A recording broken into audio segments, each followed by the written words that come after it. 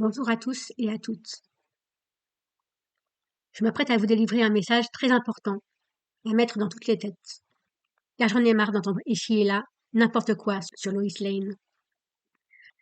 Lois Lane est un personnage principal créé par deux auteurs juifs qui se sont rencontrés à Brooklyn, Jerry Siegel et Joe Shuster.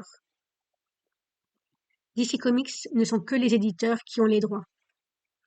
Si vous ne comprenez pas que les auteurs sont juifs ashkénazes, qu'ils ont créé leur Superman en tant que juifs, pendant l'atmosphère de l'aube de la Seconde Guerre mondiale, si vous n'avez pas compris qu'ils ont créé leur Superman pour sauver leur peuple, sur le point d'être décimé de la terre entière, alors vous ne comprenez rien à cette histoire. Pour vous, il ne s'agit que d'un gars qui a des pouvoirs extraordinaires, amoureux d'une collègue qu'il ne calcule pas parce qu'elle est trop débile. Et pour moi, c'est intolérable. En tant que juif, Jerry Siegel, le scénariste, est inspiré de deux légendes juives très importantes. Le golem et le Lamed Vav. Bien sûr, Superman fait référence à Moïse, l'Hébreu sauvé des eaux, qui se retrouve prince d'Égypte.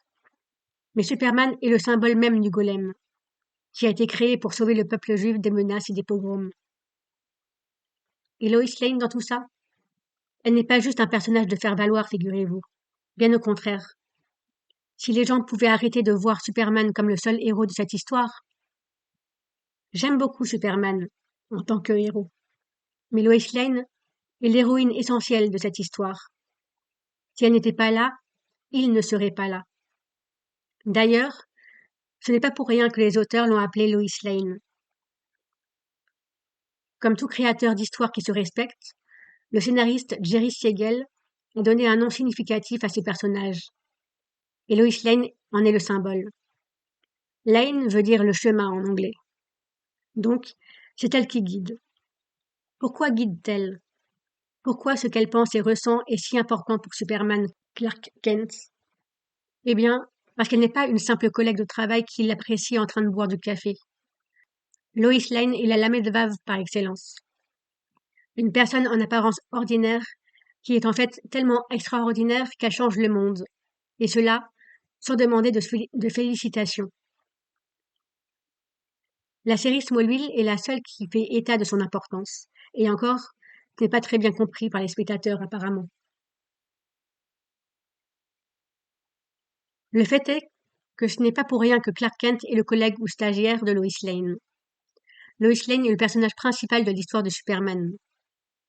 Superman, lui, représente l'espoir de cette Lamed Vav, qui normalement devrait crever un nombre incalculable de fois. Mais comme Dieu est de son côté, car c'est pour révéler les choses ignobles qui existent sur Terre qu'elle existe, alors Dieu, par la matérialisation de Superman, l'aide à se sortir de tous les problèmes, tous les pièges, toutes les menaces des méchants qui veulent la tuer. Si vous ne connaissez pas les légendes juives, si vous ne comprenez pas que les auteurs et personnages sont juifs, alors effectivement, vous pensez que Lois Lane n'est qu'une simple femme trop fragile pour coucher avec Superman, et que c'est pour cela qu'il se fait Wonder Woman. Sauf que Wonder Woman n'est pas juive, elle n'a rien à voir avec l'univers de Superman. Ce n'est pas les auteurs de Superman qui l'ont créé. Superman n'a que faire des autres femmes. Superman est un golem qui appartient à Lois Lane. Seule Lois Lane l'émeut. Seule Lois Lane peut lui donner des ordres. Seule Lois Lane peut survivre au coup de rein de Superman. N'en déplaise à certains. Jerry Siegel et Joe Shuster ne peuvent approuver l'idylle imbécile qu'on veut donner à Superman et Wonder Woman. C'est contre le concept et le thème principal de leur histoire. Superman est la concrétisation de l'espoir de Lois Lane pour sa quête de vérité. Un jour, mon neveu de 4 ans, à l'époque, m'avait demandé « Pourquoi Superman ne reste pas dans le ciel ou ne va pas sur d'autres planètes ?» Et moi, je lui réponds du tac au tac « Mais parce qu'il y a Lois Lane sur Terre. » Elle lui dit « Hé, reviens sur Terre, mon coco, j'ai besoin de toi. » Si une Lamed Vav comme Lois Lane meurt, la Terre n'existe plus. Dois-je rappeler ce qu'est une Lamed Vav? Très bien. Il existerait sur Terre 36 justes, introduits par l'Éternel lui ou elle-même. Il y aurait 36 justes par génération. Chacun et chacune paraît insignifiant en apparence. Aucune personne de leur entourage ne se rend compte de leur exception. Eux-mêmes ne s'imaginent pas leur importance. Ils ne se reconnaissent pas entre eux. Si une personne de leur entourage s'aperçoit de leur valeur, ils ne devront pas le dire, pour ne pas les empêcher d'accomplir leur destin. Car, un jour, pour les besoins du monde, ils ou elles devront révéler leur divinité humaine. Et ils vont changer le monde en réparant une injustice. Eux seuls ont les capacités physiques et morales d'y parvenir. Alors que leurs congénères se défilent par peur, eux le font car ils le doivent. Ils ne se posent pas la question d'échouer. Ce n'est pas leur problème, ils le font, c'est tout. Peut-être mourront-ils pour leur cause. Peut-être y survivront-ils. S'ils meurent, tous les pleureront. Même les plus grands de ce monde iront se recueillir sur leur tombe. S'ils survivent, ils retourneront dans l'anonymat le plus total. Et chacun oubliera leur action.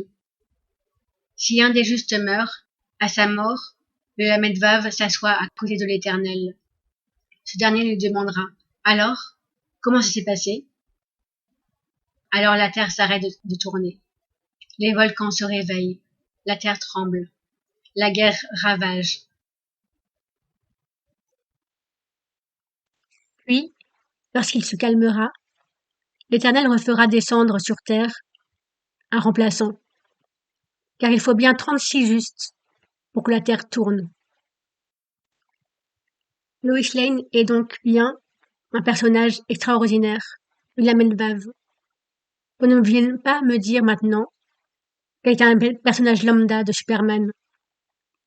Merci, au revoir.